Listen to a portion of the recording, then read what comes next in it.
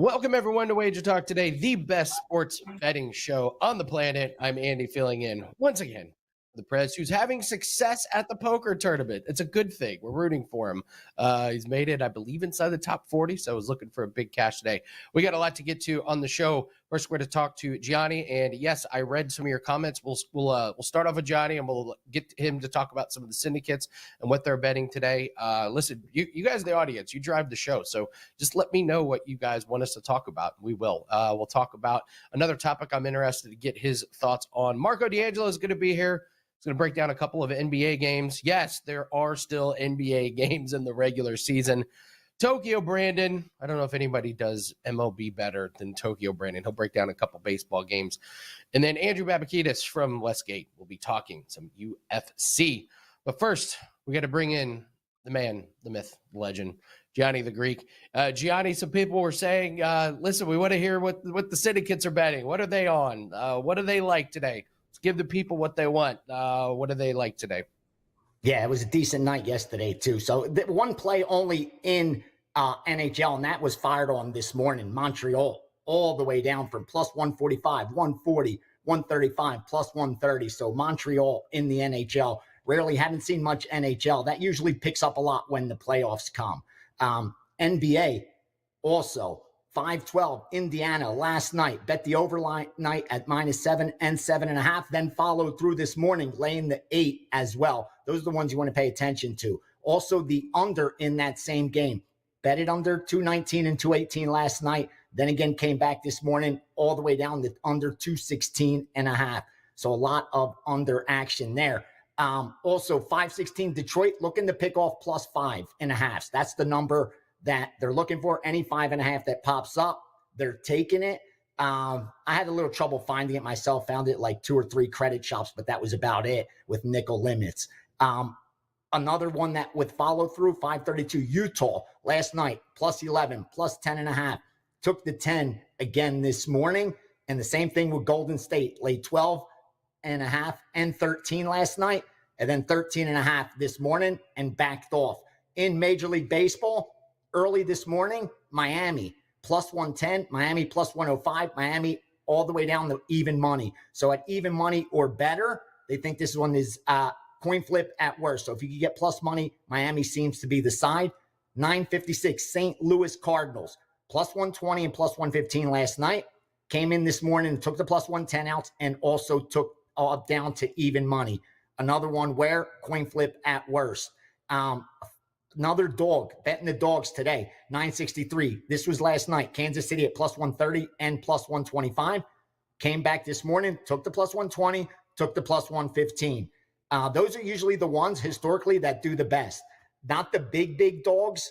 I mean, they do well, the plus 180s, plus 200s. And even the big favorites have tended to do really well.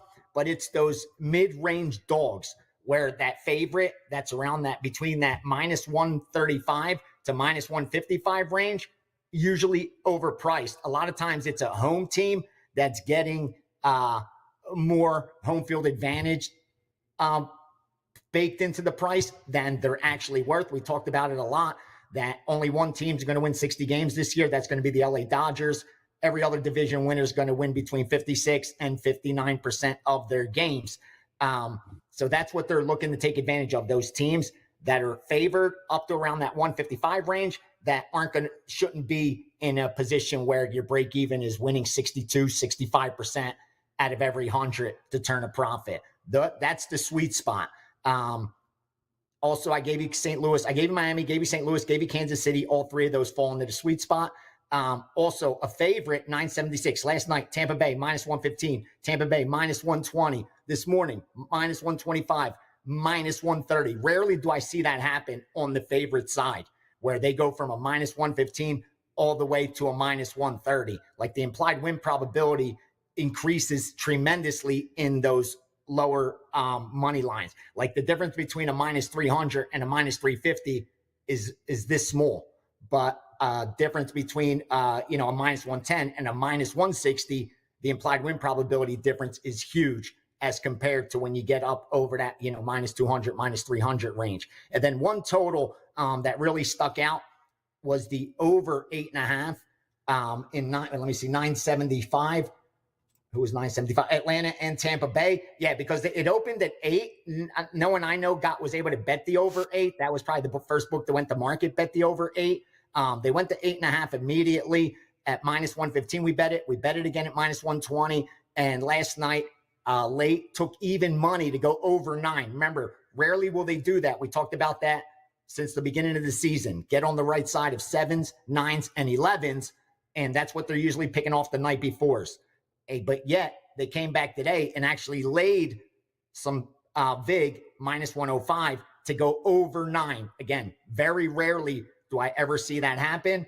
But it did happen with Atlanta and Tampa Bay. So that's the one total that sticks out. There's 4 sides for you. Some NBA. I caution you with NBA, unless you have like odds logic and you're able to get those injury reports or, who's sitting. That's what they're taking advantage of late in NBA. And if you go over to my Twitter, you just click the link. There's no obligation. You get a free 30 days so you can see what I'm talking about. Even if you don't, bet enough to where it's worth it for you to pay for a line service, and you use the WagerTalk 5-minute delayed one, that's for free, which is amazing. Like, again, most bettors, that's more than enough for them.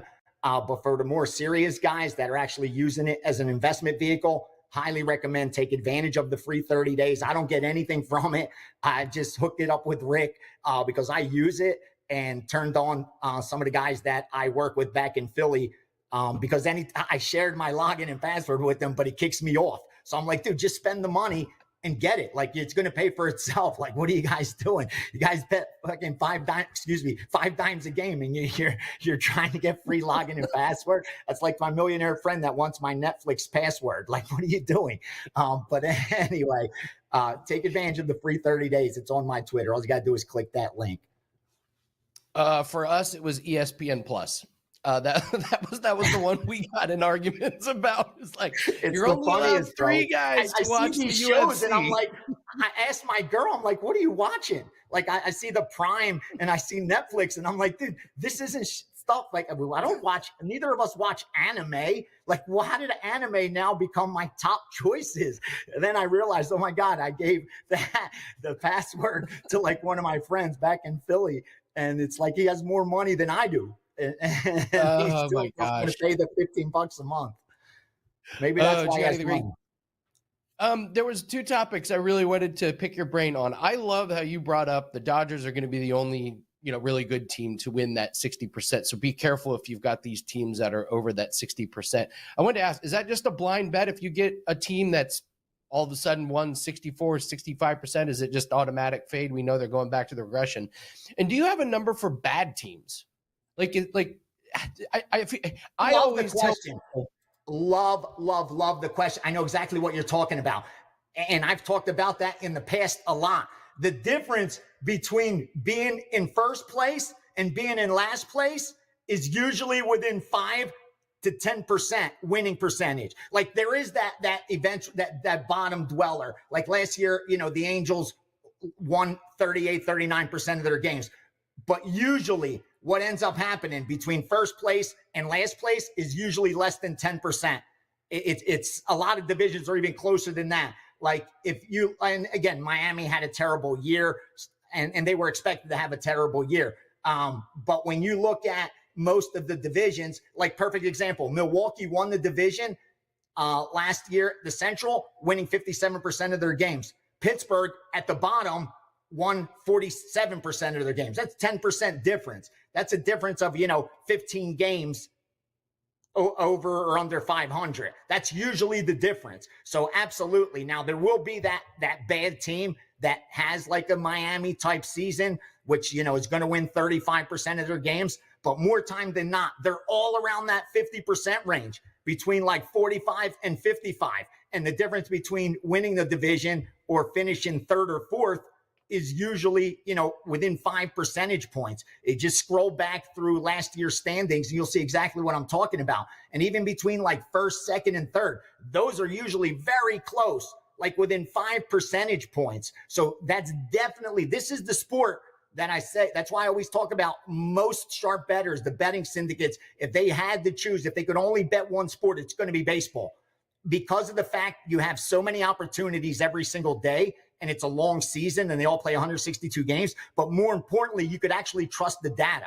Like, you have the law of big numbers working in your favor, where in college football, NFL, you expect the team to regress. You expect the team to progress. And a lot of times there's just not enough time for that to happen. How many times do we talk about when they're at the 12th game or the 13th, 14th game of the season, and everyone's like, oh, this is the worst 12-2 team on paper. Like, on paper, they shouldn't be a 12-2 team. This team's regressing. But there's not enough time for that regression to take place. So a lot of times it doesn't happen. In baseball, it will happen. Those teams that came out now that are winning 70, 80, 90% of their games, that's unsustainable. It's just like a hot capper, a hot sports bettor, that over a 50 bet sample size, they're 35 and 15. But if you expect them to be able to win 35 out of every 50 games, laying 110 over and over and over again, you lost your damn mind. That's unsustainable. And it's the same thing with these Major League Baseball teams. When teams come out as hot as some of them have been, I'm not saying it's going to happen overnight, but you look for spots to regress, for them to regress, because you have the perfect storm. You have the sports books knowing they're getting money because they're winning every night and cashing parlays. So they're going to add a premium to it. But then you have the law of big numbers working for you as well. The math, where they're going to regress. That's a fact. They're not going to sustain that win percentage. So you have the perfect storm to find value. And I'm not talking about fading them every single day, but you have to look for spots to fade them. Don't be afraid to fade the minus 200 favorite. They're not going to win 2 out of 3 games. That's not going to happen, where they keep winning 2 out of 3 games. And that's the break even if you're laying minus 200. And most want to feel more comfortable betting that minus 200. They feel like, okay, minus 200 should win. That's what the market's telling us. Yeah, they should win 2 out of 3 times, but they're not going to be able to do that. They're going to win maybe 60% of their games if they're the elite. So you already have almost a built-in edge more times than not. Don't be afraid to bet those dogs. I promise you, even if it don't go well in the beginning, it will in the long run. As long as you manage your risk correctly, you'll make money doing that. And the same thing with betting bad teams. Don't be afraid to bet those bad teams that look awful, because they're not going to win at a 20% rate. It doesn't happen. Go back the last 10 years and look through the standings. I don't think you're going to find one single team that only won 25% of their regular season games. It just doesn't happen. So that's a great opportunity. I'm glad you brought that up, Andy, because those like, you don't have to be a phenomenal data guy. You don't have to be create algorithms or anything like that. You just have to use common sense and figure the team's overvalued because the sportsbook are getting hammered with them every single day. So they're going to add a premium. And number 2, I have the math in my favor. The law of big numbers will eventually come into play. That's like the simplest handicap. And yet, like, you could find some huge edges that no algorithm's going to kick out for you every single day. That's for sure. Yeah, Justin in the chat says, I love when Gianni gets on these rolls. Yeah, sometimes you just let Gianni cook. Sometimes you just no, there's no. Keep going. This is just valuable information. Gianni, I know we got Steam Room coming up with a bunch of topics. I believe that is at 3:00, correct? Free. Everybody join us. Come on in, join the party. Yeah, we're going to talk blackjack. We're going to talk Major League Baseball. We're going to talk NBA playoffs and NHL playoffs that are on the way. And more importantly, the UFC card on Saturday night. Big pay-per-view card. I'm really excited about that. Yeah, and I got to ask you one more thing before you get out of here, Johnny. You brought something up, and I was a guest on the show. I wasn't hosting, so I didn't get to pick your brain. Juice tolerance. I have told people my bankroll changed overnight once I became okay with laying bigger numbers. I feel like as bettors, a lot of times we're told, well, you can't lay more than minus 130 or minus 135. And now I do it all the time, and especially the player props market. What's the opinion? What's the take on juice tolerance? For me, I'm okay with it now. Thank you. Those are the misconceptions that we need to talk about. I know everybody likes picks, and that's what usually gets the most views on social media. But the picks become irrelevant if you don't know how to use them. So we don't talk enough about money management and bet sizing correctly. That's key. Because again, I'm a perfect example. I had access to the best information, and I managed to lose bankroll after bankroll after bankroll after bankroll when I first came out here because I didn't know how to manage that information. But more importantly, the misconception of not laying juice is the most foolish thing I've ever heard in my life. The only thing that matters is what is the true implied win probability compared to what the betting line is, what the market thinks. If it's off, you bet it. If you think that a fighter A has a 90% chance of winning, like I had Bo Nickel on my podcast, and for his Contender Series fight, I told him you opened up at minus 1,200. You went to minus 1,800. You went to minus 2,200. You went to minus 2,400. I kept telling him, this is what the implied win probability is. Where should I have backed off? Dude, my man got to 99%. And he said, I knew when I felt him, as soon as I touched him, I knew he poses zero threat to me. I could do whatever I want to this guy. The only way I would lose that fight is if I lost it. Like if I hurt myself. He couldn't hurt me. There was absolutely nothing he could do to beat me. I'm not saying there's those opportunities out there, where you think something's 100%, but I'm comfortable laying minus 400 every single day. In fact, I hope I could lay minus 400 every single day and find a spot where it's going to win 85% of the time. I know my break even's 80%. I have that 5% implied win probability edge. I'm going to print money over and over and over and over again. The difference is when you lay that kind of chalk, though, the margin of error is very small. You can't be wrong a lot or it's going to eat into your bankroll. So for guys that don't understand implied win probability and aren't as seasoned, yes, I would recommend don't go laying those minus thousands chalk, because if you can't tell me what you think the true price should be, kind of like if you don't know what every half point is worth, don't buy it. It's the same thing with laying that kind of chalk. If you don't know what the price should be compared to what it is, then don't lay it, because it will devour your bankroll. But once you know how to sports bet, you need to look for those opportunities. In fact, I used to call it the suitcase guys. They would wait for boxing back in the day when the Mirage would take the biggest bets. And about 30 minutes before the fight, they would walk in and unload suitcases of cash, dude. They would run it through money machines. And I was asking this one guy, why do you lay that kind of price, like minus 800, minus 1,000, like 20 minutes before the fight? The guy says, in what world am I going to make 10% ROI in about 8 minutes, 15 minutes, 30 minutes? Like, are you kidding me? That's all that matters is the ROI, your return on your investment. So if you think something should be, 75% win rate and you could lay minus 200, dude, you bet that all day. Every single day you look for that bet. Don't be afraid to lay chalk. Just make sure that you know what you're doing. Because again, the margin for error is a lot smaller because it'll eat at your bankroll a lot quicker, than flat betting dogs. That's just the obvious. But that nonsense that sharps don't lay more than 150 in baseball. I saw them laying minus 220s, 260s, close to 300s a lot of times in baseball. So don't think that doesn't happen. It's not the squares just laying that chalk. So don't be afraid to do it. Just do it with caution, like anything else. Yeah, the only thing I will add to that is if you're out there, you're thinking about, okay, I'll try and lay a little bit more juice. Make sure you track your plays and know your win percentage has to go up. If you're laying minus 110, 57%. My average bet is probably minus 130, minus 145. So I know I need to be at 58%. I need to be at 59%. So that's why you track all your plays and make sure you're hitting at the right rate.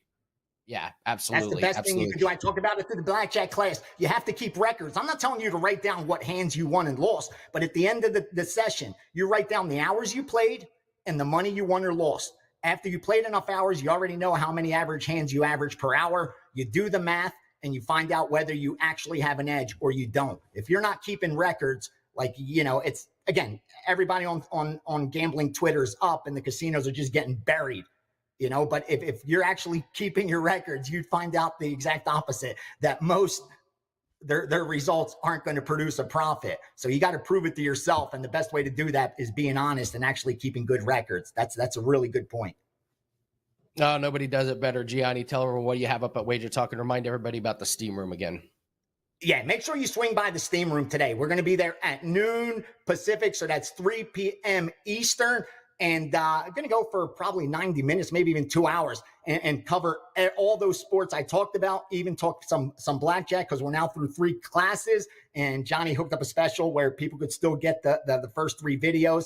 And the UFC card tomorrow already have a 5%. Don't want to keep talking about the record on those. And got about 5 bets in there already, I believe.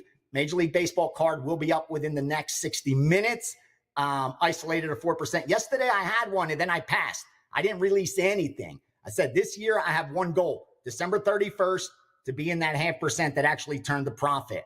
That's the only goal I have. So if our goals are aligned, you won't be disappointed. If you need to pay your rent this month, you're probably better off looking for a game of the year. Love it, Gianni. Thank you so much.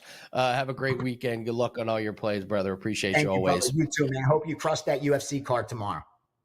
We're going to do our best. Absolutely. Yeah. 5% UFC bet is up for clients. We're 8-1 on 5% plays. Number one in MMA profits in 2025. The year is off to a fantastic start. You can take advantage of that. We also have our NHL best bet that is up 14-5 run to close out the end of the regular season. The end of the regular season has just been amazing for NHL and NBA. I'm really sad to see it go. I hope just to have a fraction of the success in the playoffs. But 3 straight NHL winners, and if you want a 7-day pass, that is still available. Instant discount down to $69. Get you all plays, including that 5% UFC play. UFC plays $35 on its own. No reason to just get that play. Go grab the 7-day pass, and you can see what we're capable of. Let's bring in Marco D'Angelo. He's got an amazing play that he's going to tell us about a little bit later, but we're going to talk a couple NBA games. Listen, it's the nature of the beast at the end of the NBA season. So Marco, you got the difficult task of breaking down the Cavs and the Knicks and the Rockets and the Lakers. Let's start with the Rockets and the Lakers. At least we know one of these teams is going to be playing really, really hard. You got a double-digit spread. How do you see this game going down? Well, obviously, you alluded to it. The game means nothing for Houston because they're locked into the number 2 seed in the Western Conference. The Lakers, they're in that tight battle. Currently, they're the number 3 seed in the West. They do control their own destiny, so they can take care of business. They don't have to worry about what anybody else has to do because they are the front runner for the number 3 seed. You look at this Houston team, and, it was a fun night on Wednesday night. I had the Clippers. We got down early in the day. We got a great number on the Clippers, and then we just continued to watch that line go. I wish as fast as my stock would go up. The line just kept going, and it still wasn't enough. They lost 134 to 117.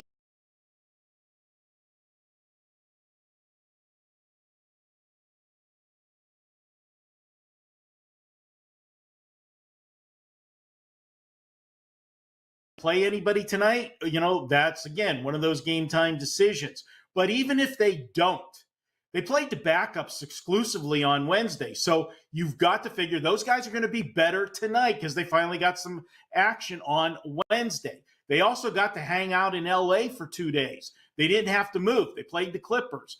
And then throw in not only the horrible schedule that the Lakers had, that was a pretty meaningful game for more reasons than one the other night on Wednesday. It was the return to Dallas for Luka, and you can't tell me he wasn't sky high for that game. Look at the numbers he put up. The Lakers made sure to feed him the basketball. So that had to make Luka feel all warm and fuzzy, the love he got from the fans, and the fact that he got to stick it to management with a big game. Yeah, the Lakers are going to win tonight. But this line is just too high, in my opinion. You're paying a tariff for the name the Lakers. You're paying a tariff for the must-win factor for the Lakers. Houston's going to be there. They're going to play well. I think this is a game where the Lakers win. And you know what? Once they get the win, this isn't like, college basketball or whatever, or polls where you're looking for style points. All you got to do is win, get in, and get out. Give me Houston plus the inflated number tonight is the only way I can play this game. Love it, Marco D'Angelo breaking down the Rockets and Lakers. If everyone could please stop what you're doing and hit the like button. That's all we ask. Just hit the like button. Marco, we're almost there. We're creeping up on 200,000 subscribers. I was hoping we were going to get there by this weekend. We need a big push. So if you haven't subscribed to the channel, help us out. Wouldn't it be amazing if you could be the 200,000th subscriber? How about that? How fun would that be? So, Marco, listen, it's pretty hard to beat perfect. You have a 5% NBA best bet. I don't know how much more promotion I can do. What are you, 10-0 on these major wager plays? Tell us about that. Yeah, Andy, you know that my style, I don't release a lot of plays. If you're an action junkie, I'm not the handicapper for you. Generally, we're going to have 2 to 4 plays per day. And when it comes to big plays, those are even more rare. Yeah, I'm 10-0 on NBA 5% major wager plays. That goes back to March 31st of 2021. I've only had 10 of them over 4+ seasons, but we've won every single one of them. I have one of those tonight. I love the situation that we got. I've got angles to back it. I've got situational stuff. It's in every perfect storm. So I am stepping out with a 5% major wager tonight. If you want to join me in the NBA, for me, has been fantastic. We are WagerTalk's #1 NBA handicapper in Money One. We've made our clients over 180 units over the last 4+ seasons. And like I said, those 5% is a perfect 10-0. Let's get number 11 tonight. Head over. You can pick it up for $35. But you know what? Why buy the one play for $35? $4 more. You can get a one-day all-access pass and pick up all of my plays for $39. That's the best way to go. Or, buy a long-term package, all access. The bigger the package, the more you save. You know how that works at WagerTalk. And we're heading into my favorite time of the season, NHL playoffs, NBA playoffs. Why is that the favorite time of the year? Well, you know what? Everybody's going to play every night. That's the fun part of the playoffs. You don't have to guess who's going to be in the lineup. I never have to hear my 2 least favorite words, load management. You're the one I'm chasing in NBA. I've been number 2 and number 3 the entire season, and I could never get to that number spot. So it's you. I don't know why I didn't ask. For this entire season who I was chasing. Congratulations to you, though. Margo, let's talk a little bit with the Cavs and the Knicks. Obviously, this is probably not a game we're going to make a big wager on, but just talk us through this game here a little bit. 2 big-name teams. Well, obviously, Cleveland, they locked down the #1 seed in the Eastern Conference the other night. So they've got nothing to play for. And they rested players when they played last night. And both teams played last night. Both teams, New York got the win last night. They lost in Detroit, mixing up the 2 teams who they were playing. But New York does have something to play for. They can lock down the 3 seed. They're most likely going to be the 3 seed, but a win tonight clinches that for them. It is their last game at home. And I think this is one of those games where it's also a little bit of, you want to give yourself a little bit of confidence going into the playoffs, because even though they are the #3 seed this year, Andy, they haven't fared well when they've stepped up in class, and they're 0-3 against the Cavs. So if you want to say a little bit of a statement game, okay. But again, because of the situation in the Cavs, openly saying, resting players and so forth, you're paying a tariff if you want to play the Knicks. So how do we go about this game? Well, I'm going to do it a little bit differently. I'm going to look at a total, and I'm going to look at the total for the first half. And if I keep saying Indiana in this one. Cleveland played the other team last night. But the Knicks, if they come out smoking and have a little bit of intensity because they want to prove a point, that's going to be from the onset. And if you're going to actually try in the NBA, where you try and where the effort comes from is on the defensive side of the court. So what I'm looking at is a first half under in this game.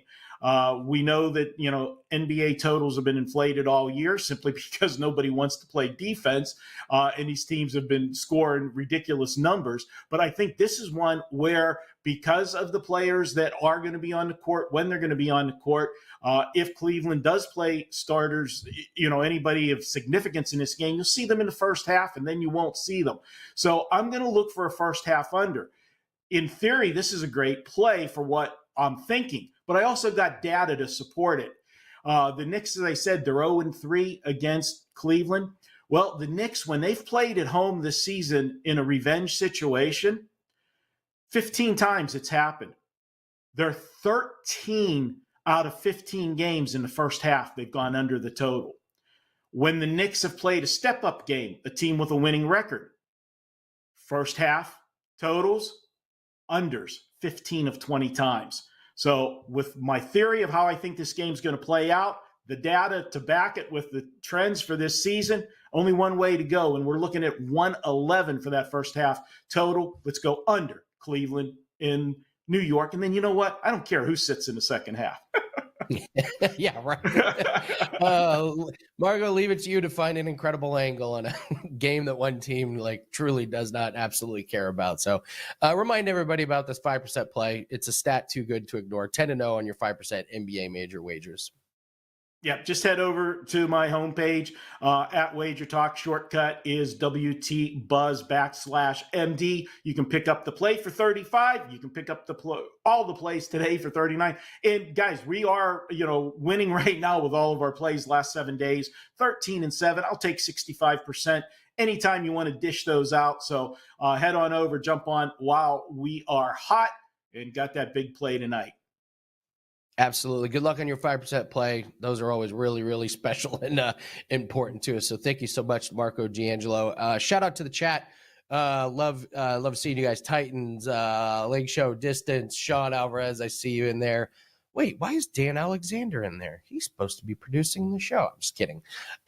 We're going to talk to Tokyo Brandon here and break down some MLB games. And we're going to talk to Andrew Babakitis about UFC. I'm going to run my violence parlay through Andrew Babakitis and see if he agrees to it. So this week's violence parlay, we're gonna run by a real professional bookmaker and see if he's on board.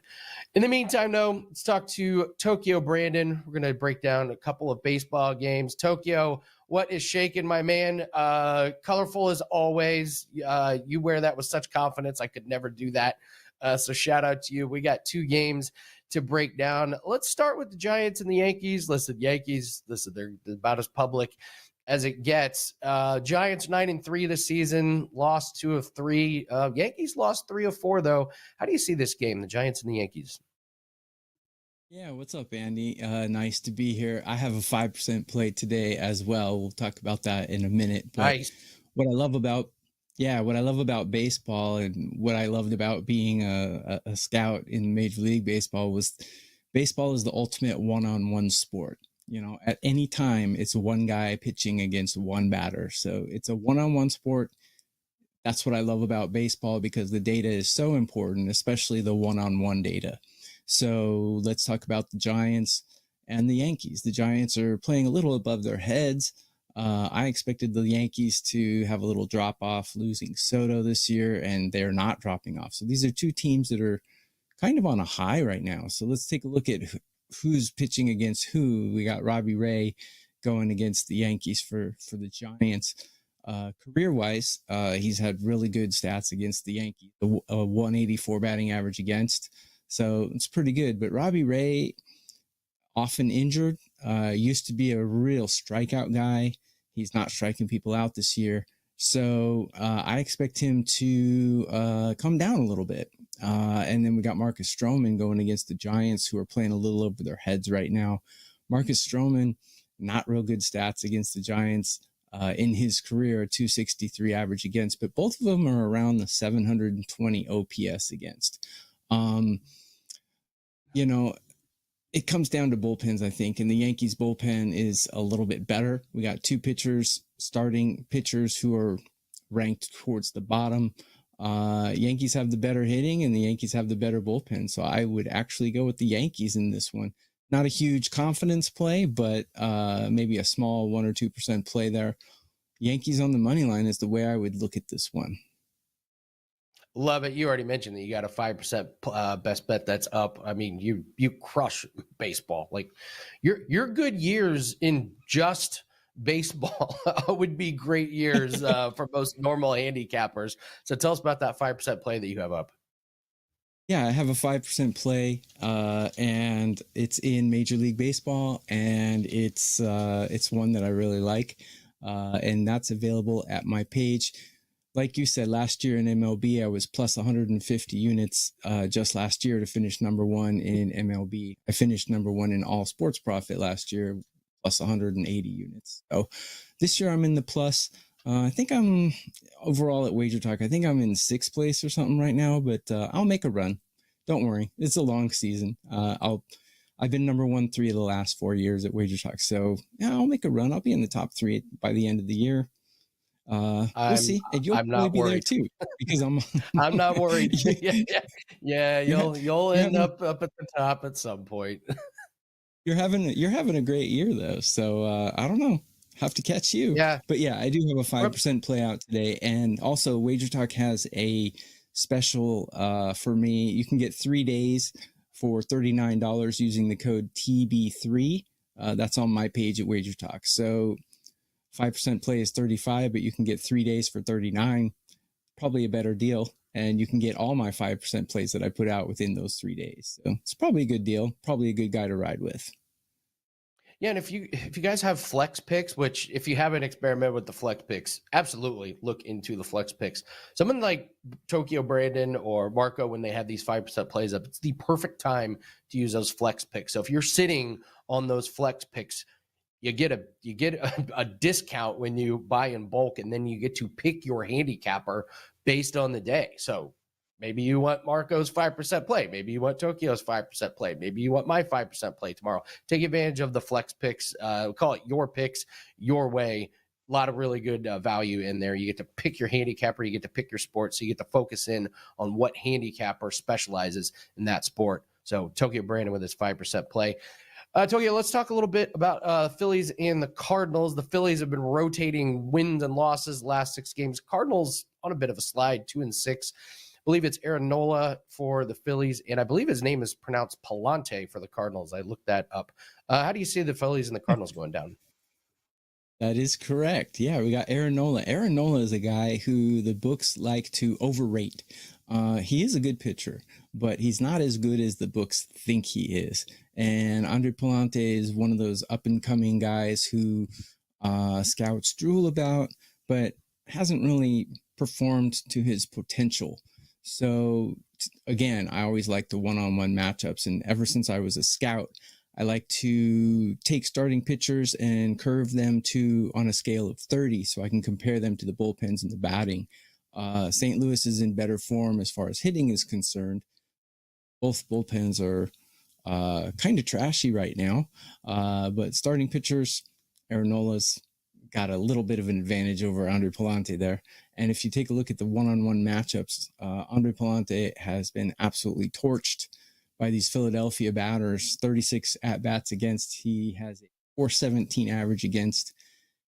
I look at 700 on the OPS as kind of the Mendoza line, and he has a 1003 OPS against. So these Philly batters have hammered him hard. Aaron Nola against the St. Louis Cardinals in his career, fairly good numbers, 207 against, 592 OPS. Handled the St. Louis batters better than Palante has handled these Philly batters. So a couple ways I would go here. You could take the Phillies on the team total over, or you could take the Phillies on the money line, but their bullpen is real trash. So I'm not sure if I would trust that bullpen to hold a lead at the end of the game. They're absolutely horrible. Phillies team total, I think, would be a safe way to take on this one.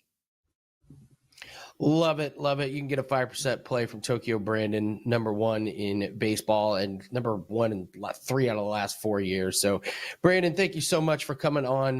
Good luck on your 5% play. Yeah, like we said, we know how important the 5% plays are to our handicappers and to our clients in particular. So, good luck. Go, everyone, and check out that 5% play.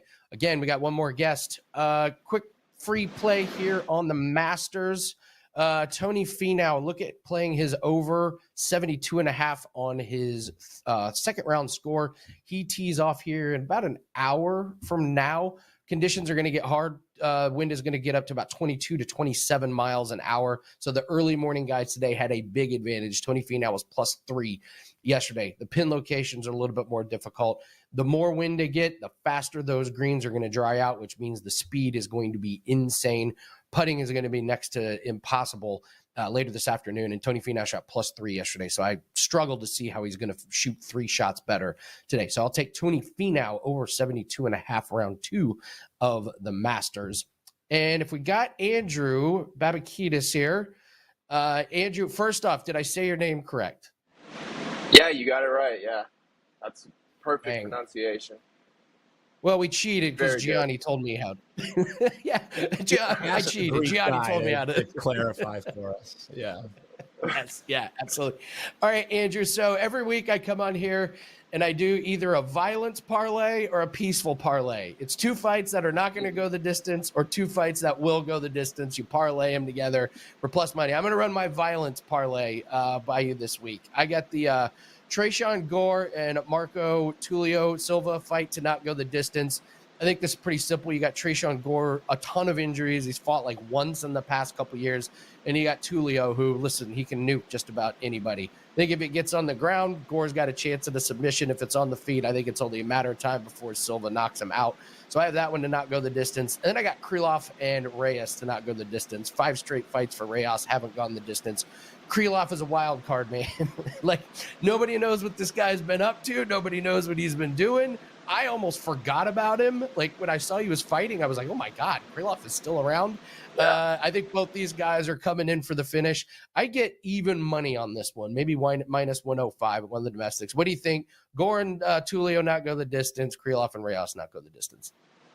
Yeah, so the Gore-Tulio fight, we do have some information on that one. We did take a respected bet on the under 1.5.